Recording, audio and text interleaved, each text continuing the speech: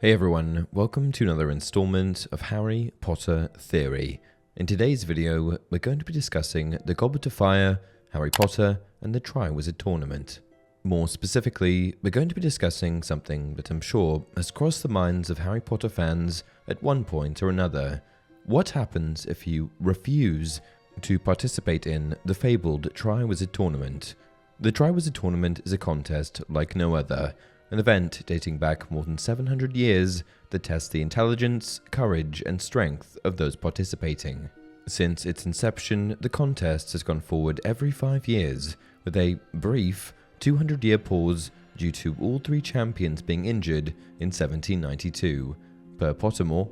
The Triwizard Tournament was first established some 700 years ago as a friendly competition between the three largest European schools of wizardry, Hogwarts, Beauxbatons, and Durmstrang. A champion was selected to represent each school, and the three champions competed in 3 magical tasks.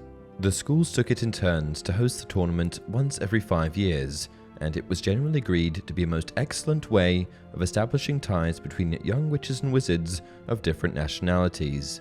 Until, that is, the death toll mounted so high that the tournament was discontinued. 3 schools, 3 champions, and 3 challenges are the rationale for the tournament's name, with tri referencing 3, and for years the tournament stayed true to this figure of 3.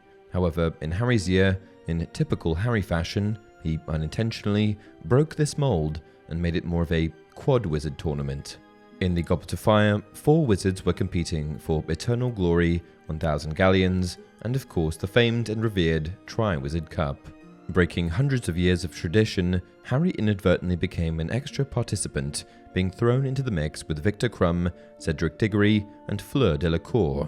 But my question is, what sort of ramifications did this carry?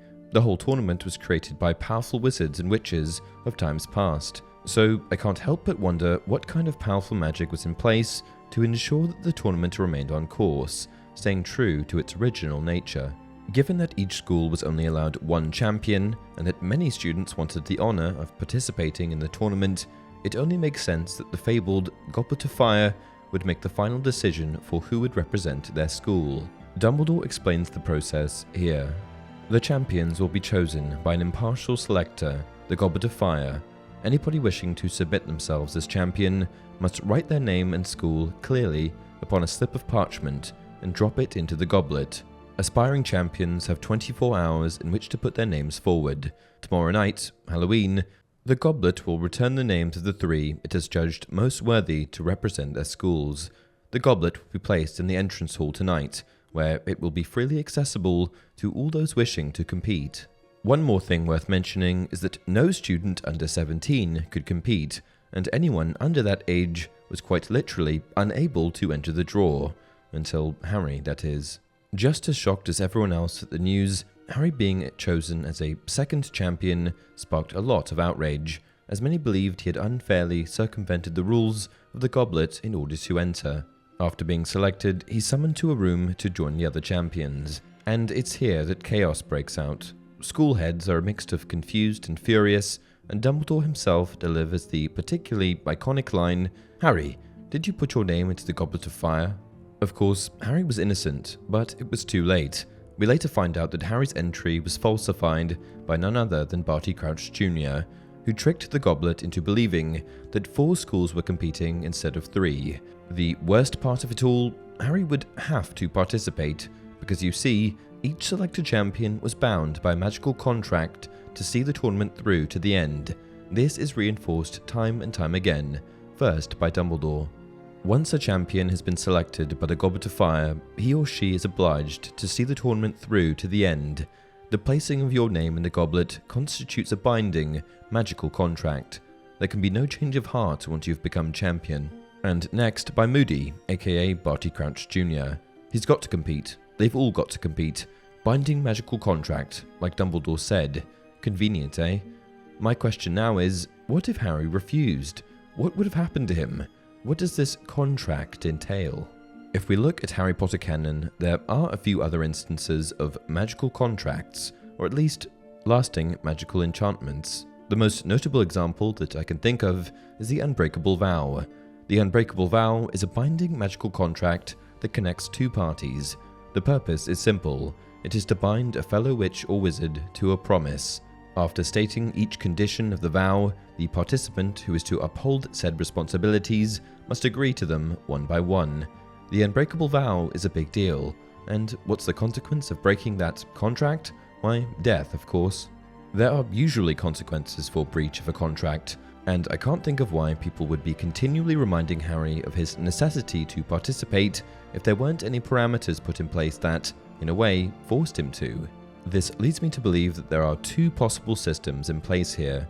Compulsion, which would cause the party to want to comply with the contract, in a way forcing them to endure whatever it is they've agreed to, or enforcement, punishment, which would effectively result in something negative happening to those who refuse to comply with the terms of said contract.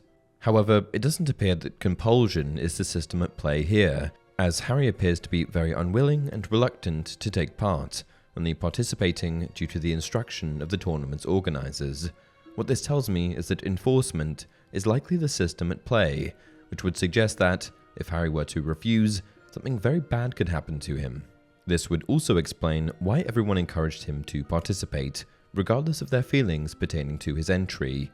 If you break an unbreakable vow, you die. So I think that it's a reasonable assumption to deduce that you also die if you refuse to participate in the Triwizard Tournament. Furthermore, from character dialogue, I think we can reasonably reinforce that this is in fact the case. "Don't you?" said Moody quietly. "It's very simple, Karkaroff. Someone put Potter's name in that goblet, knowing he'd have to compete if it came out." "Maybe someone's hoping Potter is going to die for it," said Moody, with the merest trace of a growl.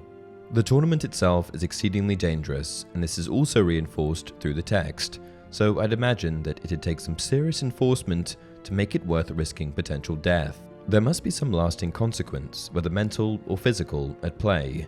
Provided that there are 3 challenges in the tournament, I'm of the impression that the punishment or consequence may become incrementally more dire as the tournament goes on. Effectively, what this would mean is that for each challenge a participant refused to participate in, something bad would happen to them. For example, refusing to participate in the first challenge, all of your hair falls out. Refusing to participate in the second challenge, your legs stop working. Refusing to participate in the third challenge, death. It also makes sense that no one would inform Harry of the specifics of these consequences, including his professors, as the subject is quite morbid and Harry was just a young boy. What do you guys think? Would refusing to participate result in death or something else altogether? Comment down below. Also, please like the video and subscribe to the channel to support future content. Until next time. "Harry, did you put your name into the Goblet of Fire?" Dumbledore asked calmly.